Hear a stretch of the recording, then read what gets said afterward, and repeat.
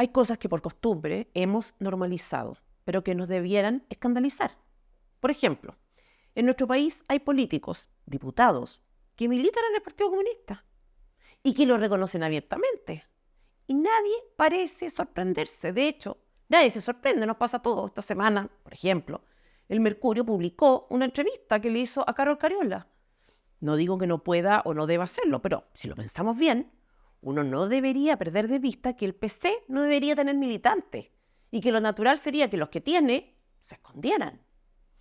En fin, esto lo digo por un audio de la entrevista que la propia diputada comunista hizo público y en el que ella le dice al periodista algo insólito sin que nadie se sorprenda. Plantear al Partido Comunista en un extremo e intentar igualarlo como al Partido Republicano me parece una falta de respeto. No.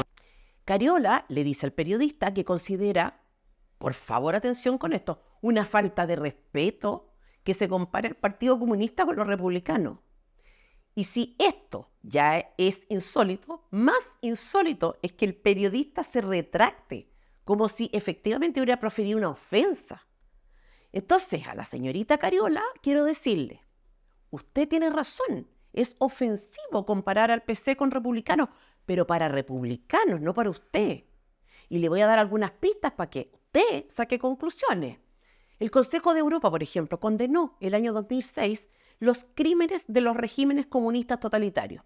De hecho, equiparó el comunismo y los estados comunistas con el fascismo y el nacionalsocialismo por sus similitudes en los crímenes contra la humanidad, la ideología de odio y la tiranía de sus gobiernos. Pero acá tenemos a políticos orgullosos de militar en el Partido Comunista. Políticos como Boric, que no tuvieron problemas en hacer alianza con ellos para gobernar. Políticos como los de Chile Vamos, que se sentaron con comunistas para embarcarnos en un segundo proceso constitucional sin preguntarle a nadie, después de que ganara el rechazo con un aplastante 62%. Sin ir más lejos, después de los Panamericanos, un grupo de deportistas cubanos que escapó de la delegación nacional cubana pidió asilo político en nuestro país. De hecho, algunos diputados presentaron una petición al gobierno para pedir que accediera a esta solicitud. La mayoría que hizo votó a favor, 5 en contra, 7 se abstuvieron. Y los comunistas no votaron. Ahora, este tipo de recursos no tiene mayor impacto en los hechos, hay que decirlo. Pero en fin, lo cierto es que no consideraron relevante sumarse a la iniciativa, como era de esperar. Ahora, yendo al tema de fondo, la solicitud de los deportistas cubanos debería impresionarnos, y mucho. ¿En qué condiciones el ciudadano de un determinado país tiene que fugarse y pedir asilo para permanecer en uno distinto? Solo en dictaduras. Y si son dictaduras comunistas, siempre. ¿Quién va a querer vivir en un país comunista? Nadie. Lo insólito es que haya gente que vote por comunistas. Y lamento decirlo, pero eso es lo que hicieron muchos chilenos. Pero volvamos a Cuba, para decir a la diputada Cariola por qué es ofensivo para republicanos ser señalados como extremo opuesto a los comunistas. Cuba sirve para ilustrar porque es comunista y porque Cariola es admiradora de Fidel. En el ranking de 2023 de Reporteros Sin Fronteras, Cuba está en el lugar 172 en materia de libertad de prensa, o sea, en alerta roja. Y las alertas rojas tienen que ver con hechos gravísimos, o sea, censura, ataques a medios de comunicación y periodistas, persecución a periodistas, arrestos, despidos, torturas, desapariciones, acoso, vigilancia, presiones económicas también a los medios, a los dueños de los medios, corrupción de periodistas, favoritismo en las subvenciones públicas para medios. Entonces, estar en alerta roja es eso. De ahí quieren irse los deportistas cubanos. Ese es el régimen que la vocera de gobierno admira, que Cariola admira. Otro indicador, presos políticos, o sea, personas que han perdido la libertad solo por ser contrarias al régimen comunista cubano. Hasta julio de 2023 en Cuba había alrededor de 1.000 cubanos presos por esta razón. De hecho, 700 de ellos fueron detenidos por haber participado en una manifestación en 2021. O sea, más de 2 años presos y sus familias han denunciado persecución, amenazas, citaciones, arrestos y tortura. Eso es un país comunista. Pasa y ha pasado siempre. Entonces, bastante razonable querer arrancar. Pero acá los tenemos gobernando y declarándose ofendidos por ser comparados con partidos políticos respetuosos de las reglas democráticas en materia de elecciones. Ni siquiera sé si se puede decir que tengan elecciones en Cuba, pero 3 ONG cubanas no oficialistas denunciaron irregularidades. Por ejemplo, la suspensión del servicio de Internet a periodistas independientes, detenciones y amenazas de despido contra trabajadores si no participaban en las votaciones, Operación Tuntún, visitas puerta a puerta a las casas para instar a los ciudadanos cubanos a participar en los comicios, inclusión en padrones electorales de personas fallecidas, coacción en los hospitales para que los médicos votaran, colegios electorales en los que votaban personas no inscritas. ¿Para qué decir las dinastías comunistas? O sea, Fidel Castro gobernó casi 50 años y lo sucedió su hermano, Raúl. Así de democráticos son. Entonces es insólita la cautela del gobierno de Chile en relación a la demanda de asilo político de los deportistas cubanos si se contrasta con la total indolencia con que ha enfrentado la inmigración ilegal. De hecho, Vallejo eludió el tema de fondo cuando dijo, lo voy a citar, a los 10 atletas que hicieron esta solicitud se les otorga una visa temporal de solicitante por 8 meses, pues su visa vence el próximo domingo 12. O sea, lo que hizo la vocera comunista en el fondo fue reducir el asunto a una cuestión meramente administrativa, burocrática. Ahora, así como nadie parece sorprenderse de que alguien declare públicamente que es militante comunista, a nadie se le ocurre tampoco llamar extremos a los comunistas.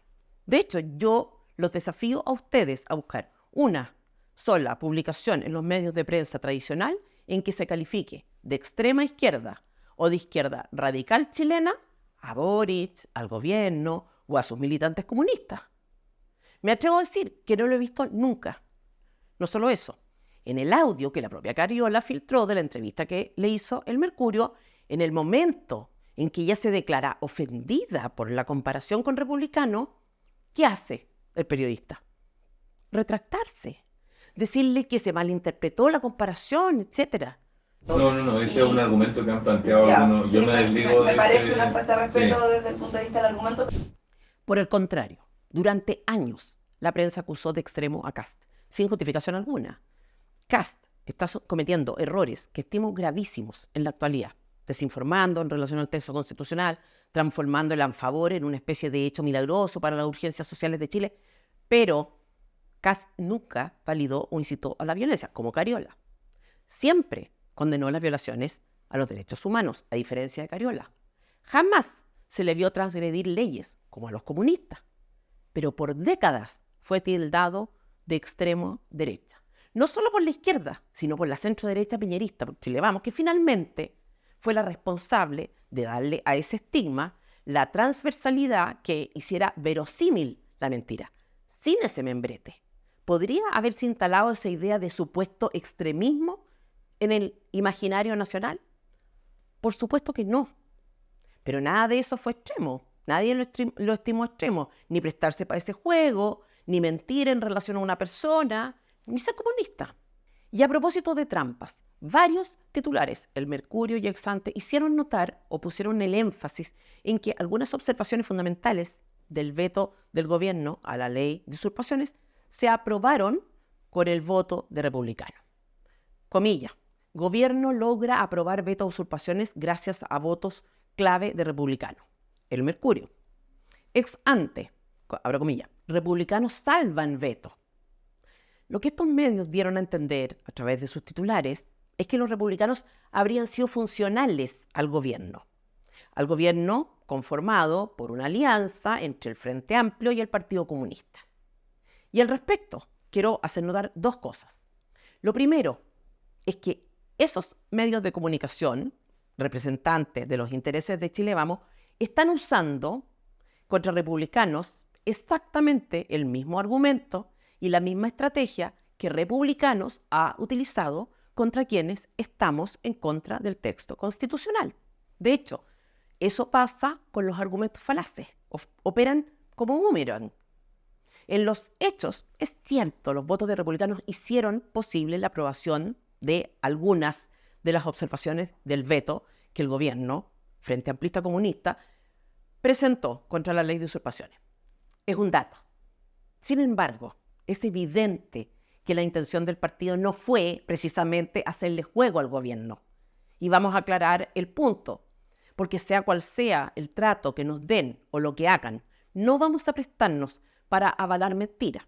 Entonces, a ver, ¿qué pasa con las normas de tramitación de un veto? El Congreso solo puede aprobarlo o rechazarlo, no hacer enmiendas al veto. Cuando el veto se rechaza, el Congreso puede insistir, pero necesita 2/3 para que se apruebe la ley como estaba, quórum que la derecha actualmente no tiene. Y si ese quórum no se alcanzaba, el problema era que las cosas volvían a su estado original y, por tanto, algunas de las usurpaciones habrían quedado solo con pena de multa. Por tanto, los republicanos prefirieron el veto porque consideraron peor la opción alternativa, que era quedar sin nada. Y ese es un análisis o una decisión legítima o razonable. Yo no la comparto. Yo creo que era mejor dejar al gobierno al descubierto y presionar a través de la opinión pública.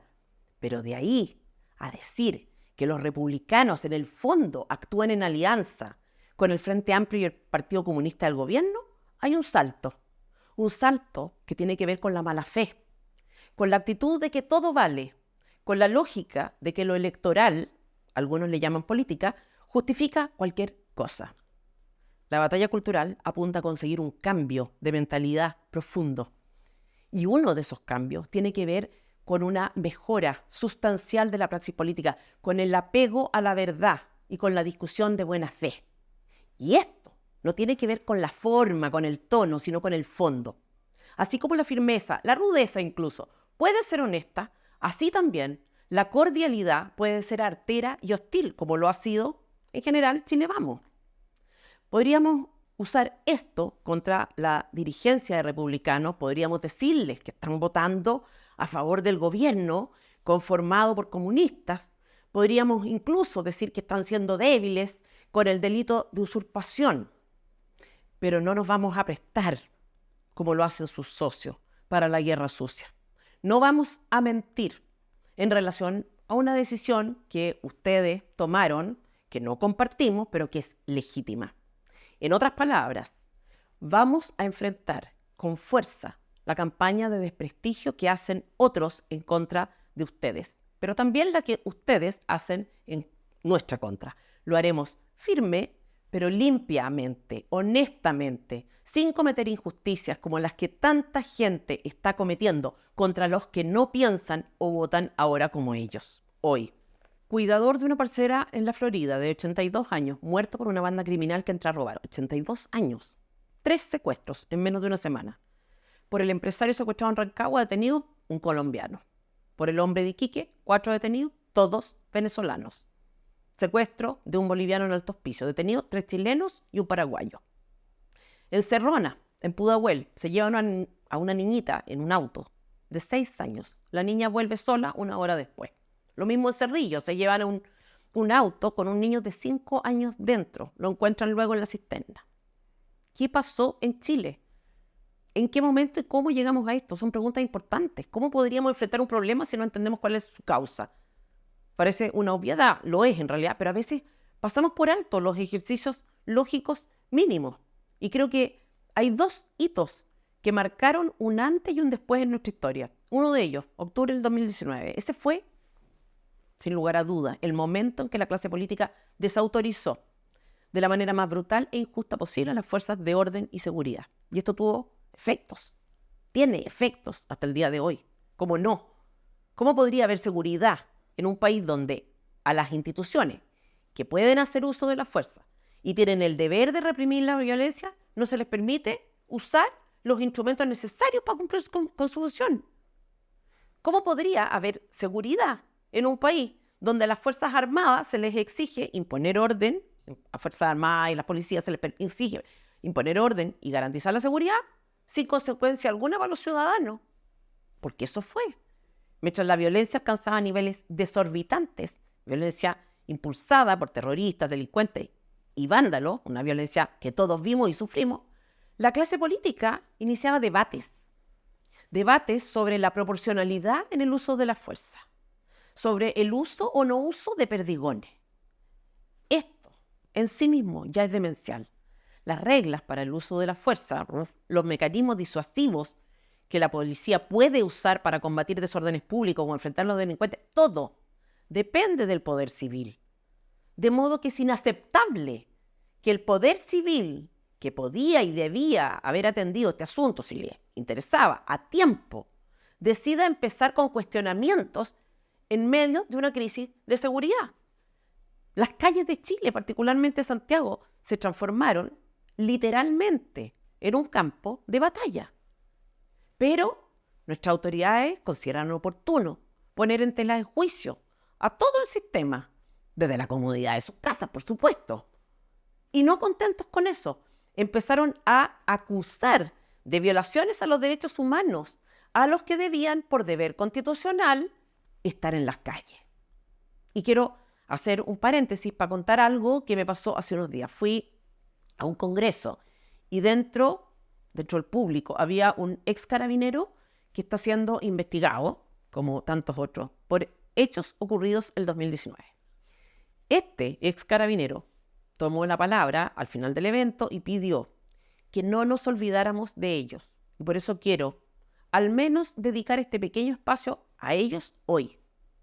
Algunos de estos carabineros he ido a verlos mientras han estado detenidos. He podido revisar también antecedentes de varios casos. Y me duele no tener recursos suficientes en FNM, nos falta tiempo, nos faltan personas, para poder hacer reportajes sobre la experiencia de estos héroes silenciosos. Porque la situación que están viviendo es de una injusticia brutal.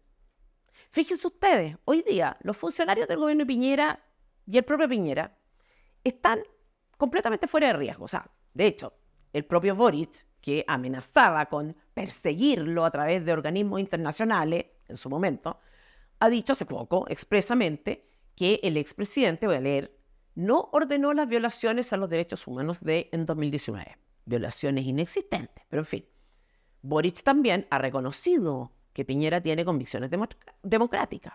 Entonces, ahora que la cosa es segura, varios de sus exministros se han atrevido a decir también que hubo un intento de golpe, una revolución. Entonces, en otras palabras, algunos de los protagonistas del estallido de 2019 que corrieron peligro de acusaciones ante organismos extranjeros, por ejemplo, hoy están seguros. Otros, como la izquierda radical, que desestabilizó al gobierno de turno y con eso a nuestro país, logró su objetivo y hoy nos gobierna. Entonces, lo que no es justo, lo que es una canallada, es que aquellos que les tocó enfrentar a los enajenados en las calles, los únicos que arriesgaron su vida, su integridad y su carrera funcionaria, son los únicos que pagan costos hoy. Ellos y los chilenos comunes y corrientes. Los demás, como si nada. Lo que es una canallada también es la forma en que están siendo investigados. Me consta que en muchos casos las pruebas que contribuían a demostrar su inocencia han sido desestimadas y las que los condenaban, por débiles que fueran, consideradas determinantes. Varios de estos casos los lleva, por ejemplo, la fiscal Jimena Chong. ¿Quién es Jimena Chong? Esta señora es una octubrista, o sea, publicación número 1 en su Instagram, abajo el tirano. Publicación número 2, solo en el pueblo confío. Publicación número 3, imagen del incendio de una escultura de esa época.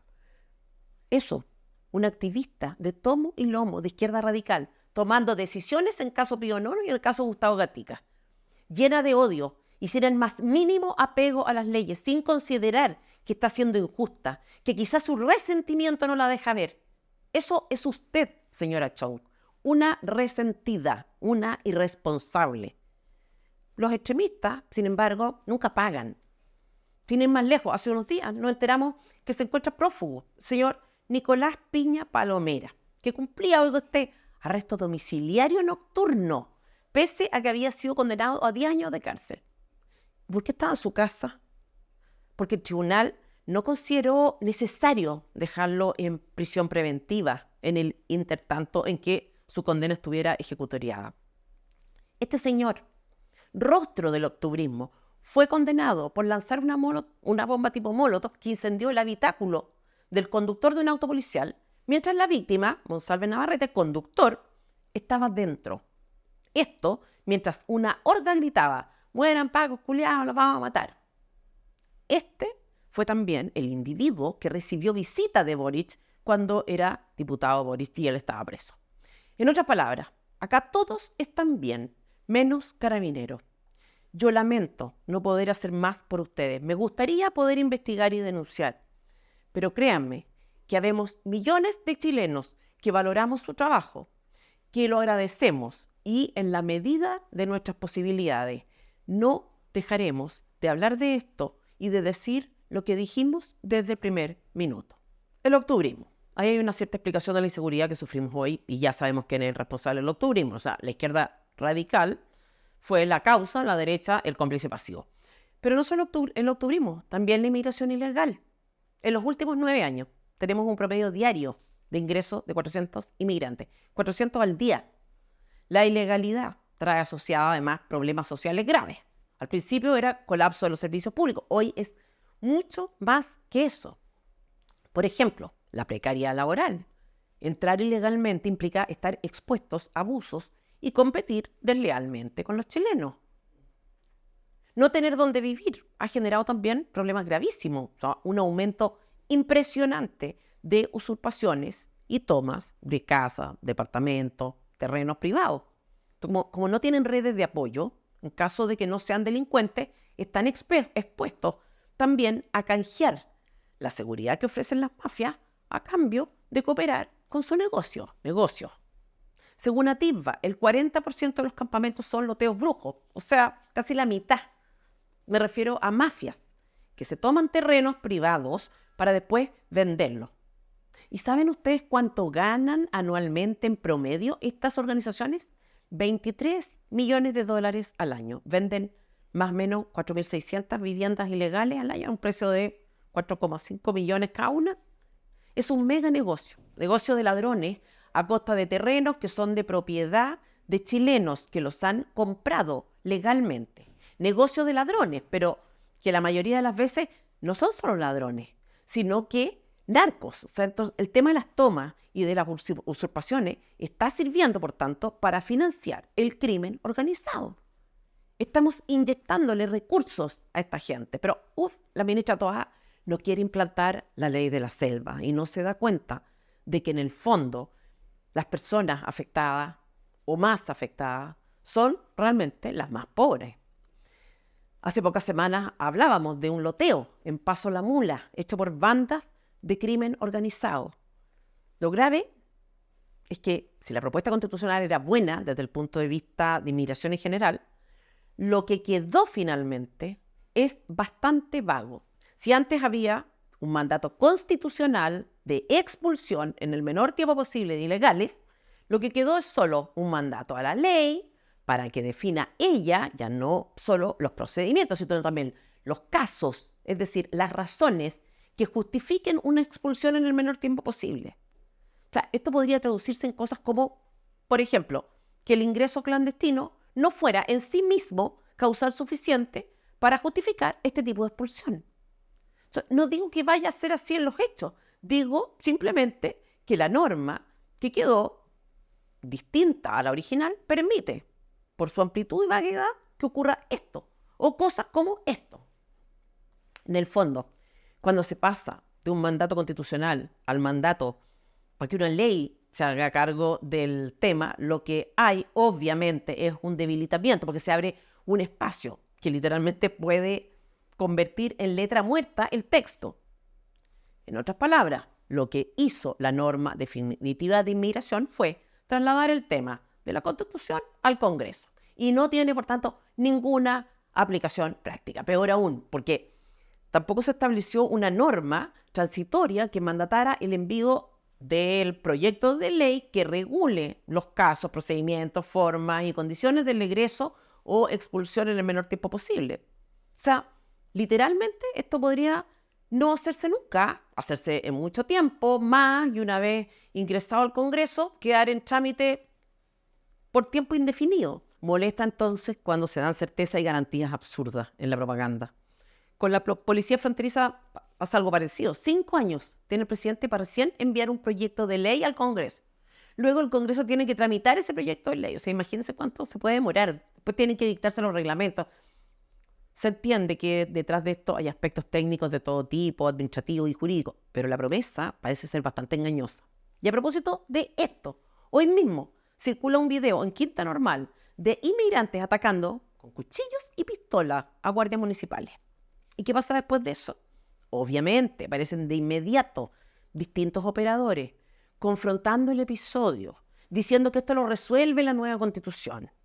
Y creo, obviamente no me consta, que estas cosas son precisamente las que más rechazo causan por lo insultantes que son para la inteligencia, porque demuestran cero, pero cero respeto por el elector cuando le dicen o piensan que va a creer que el apruebo de una nueva Constitución va a ser milagro. Mientras tanto, el presidente de Chile hace noticia, ya casi que hay que pedir paciencia porque pucha que dio que hablar, por subir el cerro en bicicleta, para ponerse a tono con los panamericanos, por su encuentro con Fiu en La Moneda.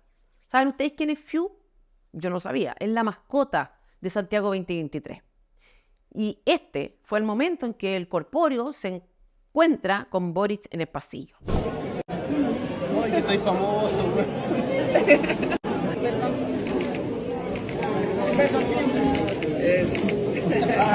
Abrazo a Fiu, diálogo con Fiu. Lo notable es lo estructural del problema. Uno podría decir que lo elegimos, que tenemos un presidente algo tarado, pero que a veces pasa, personas completamente incompetentes llegan a altas posiciones de poder. Pero cuando uno ve la forma en que la prensa dio cuenta de este encuentro, leo algunas. Comillas. Así fue el cálido momento en que Boric abrazó a Fiu en La Moneda, del desconcierto. Comillas. Otro. Así fue el divertido encuentro entre el presidente Boric y Fiu en La Moneda. ADN. Otro. Boric compartió especial encuentro con Fiu al interior de La Moneda. Chilevisión. ¿Qué les pasa? Pero como en Chile no pasa nada, ese no fue el único momento glorioso de Fiu, porque el presidente tuvo otro espacio para él. Perdón, no pude dejar de notarlo. Yo sé que está muy famoso Fiu. Tienes que hablar con Dupu para que no se... Para... Esa relación me preocupa. Yo tampoco sabía quién era Dupu. A ver, yo tengo mucho sentido del humor, pero perdónenme, esto es de idiotas, de completos idiotas. Y además es insultarte, porque no es una exageración ni oportunismo decir que pasan cosas y graves en Chile como para darse estos lujos. Y lo lamento, pero tan responsable como Boric, el periodismo, la prensa. La otra noticia de Boric de esta semana, un viaje a la Antártida con el secretario general de la ONU en vuelo especial a ver los efectos del cambio climático. ¿Se imaginan ustedes lo trascendente que fue este viaje? El presidente, amigo de Fiu y de Dupu, va con el burócrata máximo de la ONU a revisar en terreno el estado del planeta. Pero también hubo tiempo para Twitter. José Luis Daza, economista, comentó la incoherencia del presidente de hacer vuelo especial, haciendo notar lo absurdo que son este tipo de cosas para quienes cuentan emisiones de carbono como si fueran calorías y hacen del cuidado del planeta una religión de fanáticos. Entonces Boric le contestó, sin embargo, porque tenemos un presidente que tuitea. Pero nuevamente, la prensa hizo su trabajo. CNN, por ejemplo, fíjense esto, comparó la crítica de Daza, que en el fondo es una crítica política a la incoherencia del presidente con su propia ideología, a la de una tuitera que hace años le enrostró a Boric, diputado, que hubiera usado un avión para viajar a Punta Arenas. Entonces, el objetivo de la nota de prensa es hacer parecer absurdo, ridículo, un cuestionamiento perfectamente legítimo. Porque don Gabriel tiene sus periodistas incondicionales. Y yo, la verdad, comprendo que el sesgo pueda jugar un papel, pero cuando llega al punto de la idiotización, quiere decir que el problema es más serio. De todas las noticias de Boric, sin embargo, la principal tiene que ver con su ruptura con Irina, de la que nos enteramos a propósito de la filtración de videos en que aparece el presidente entrando de noche y saliendo en la mañana de la casa de una amiga, mujer, señorita, como que. en 2 oportunidades. Y acá quiero, antes de dar mi opinión, aclarar 2 cosas que no querría se confundieran con una opinión política. La primera es que lo que haga o no haga Boric con su vida privada me tiene sin cuidado. La segunda es que estoy de acuerdo, o no estoy de acuerdo en realidad, con los cuestionamientos al supuesto uso de recursos fiscales para fines ajenos a los del cargo. Todos los presidentes tienen vida privada y como no dejan de ser presidente en esas situaciones, no pueden ni deben prescindir de traslado o servicio de seguridad en esas circunstancias. Entonces, si un presidente va al bautizo de un nieto o sale a comer con su mujer, tendrá que hacerlo en el auto fiscal y con escolta. Y parece oportunista y miserable incluso la iniciativa de un diputado que, amparado en una supuesta preocupación por la seguridad del presidente, hace toda clase de preguntas en relación al incidente, a la frecuencia de tales visitas, etc. Sin embargo, así como no me interesa la situación amorosa del presidente, así también uno esperaría de su parte un cierto grado de consideración con quienes están a cargo de su seguridad. La delicadeza de no pedir más de lo necesario, de no exponerse él ni exponer a otros, en fin, de no ser un frívolo, de comprender que así como tiene derecho a tener escoltas y chofer, así también tiene el deber de ser más cuidadoso, insisto, para no exponerse a sí mismo ni a otros. Es sabido, por ejemplo, que a veces carretea en la semana. No parece justo, sin embargo, que alguien deba trabajar horas extras por esa razón, los que lo acompañan. En fin, la teleserie, sin embargo, no quedó ahí. Mediodía del jueves, Boric postea en su Instagram. Tan largo el mensaje que no da el tiempo para leerlo, pero voy a seleccionar algunos párrafos. Comillas. Irina es una mujer extraordinaria, de una curiosidad infinita por los misterios de la vida. Es generosa como nadie. Siempre va a compartir, porque su manera de entender las relaciones es desde la empatía más profunda. Es inteligente, aguda. No tuvimos tiempo para darnos cuenta de una imaginación desbordante. Fuimos compañeros de vida. Compartimos la complicidad de un proyecto colectivo. Compartimos también el cariño y el amor en los momentos dulces, pero sobre todo en los difíciles. Hace un par de semanas decidimos separar nuestros caminos en lo relativo a nuestra relación de pareja. Pero sabemos más bien, que vamos a seguir siendo compañeros para siempre. En lo personal, soy una persona con virtudes y defectos, no nos habíamos dado cuenta, como todos. Y a veces el futuro personal se me llenaba de tormentas en las que ella siempre fue un faro para no encallar. Nos queremos infinito. Coelho 2.0 o el niño poeta. La parte que más me gustó, sin embargo, fue esta, pongan atención. En lo que respecta a mí, seguiré, dice, 100% dedicado a la tarea de gobernar este país hermoso. No, yo me pregunto si el presidente sabe de números y entiende de porcentaje, porque 100% dedicado termina comprometiendo toda su energía a la construcción, comillas, de un Chile justo, seguro, amable y solidario que nos enorgullezca de amor patrio. Lo más impresionante no es, sin embargo, su publicación, sino los mensajes de apoyo, porque así como puede pasar que tengamos un presidente con mal gusto, también sorprende el tipo de respuesta que recibió. Entonces, leo algunas. Un presidente de carne y hueso, que vive las alegrías y dolores de las personas de carne y hueso. Nunca habíamos tenido uno así. Y yo me pregunto, si los otros presidentes fueron marcianos. Tu presidente, le dice una usuaria a otra, ¿es así de humano y cercano? Y yo le pregunto a esa señorita, ¿la cercanía y la humanidad tienen que ver con la sobreexposición? Otro comentario que recibió, un abrazo, Presi, espero verlo en Tinder. Otro, viva, llame a quien quiera. Entonces, tenemos un problema grave, chilenos, tenemos un problema.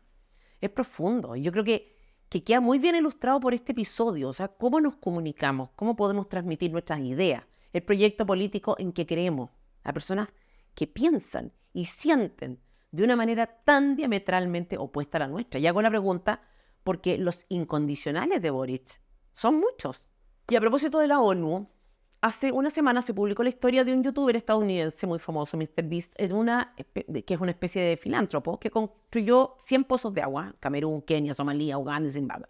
En el video se muestra también varias donaciones suyas a escuelas de Kenia, no sé, muebles nuevos, pelotas de fútbol, computadores, pizarras, proyectores, en fin. Construyó un puente también sobre un río para conectar de forma segura una aldea con las escuelas y el hospital local, no sé, donde no bicicleta, para ayudar a los niños, para ir a clase, en fin. Y digo a propósito de la ONU porque por alguna razón muchas personas hicieron notar el contraste entre lo que pudo hacer una sola persona natural y lo que hace una organización internacional que cuenta con un presupuesto a la ONU de 3.400 millones de dólares al año, que proviene de las cuotas de los estados que son miembros, Chile, entre otros, y que básicamente es una plataforma burocrática de izquierda con poca incidencia práctica para lo que se supone que debería ser, pero con capacidad importante de lobby. Entonces, como sea, y a propósito del youtuber, me llamaron la atención 3 cosas. Primero, los cuestionamientos que recibió el youtuber, la funa por la supuesta utilización de la pobreza, pero tan propia de envidioso, porque al fin y al cabo, si es que el sujeto en cuestión hizo realmente cosas buenas, cosas que, afectaron positivamente la vida de otros, ¿por qué tendría uno que entrar a juzgar sus intenciones o condenarlo por querer tener una gratificación por su altruismo? O sea, ¿quiénes somos católicos o tenemos formación católica? Sabemos que el mérito, o sea, al menos de cara a la vida eterna, se obtiene de una manera distinta. Pero de ahí a decir que el que hace algo bueno y quiere su recompensa en vida obra mal, hay un salto lógico, el salto del resentimiento, del beato, que va por el mundo quemando herejes. Eso es.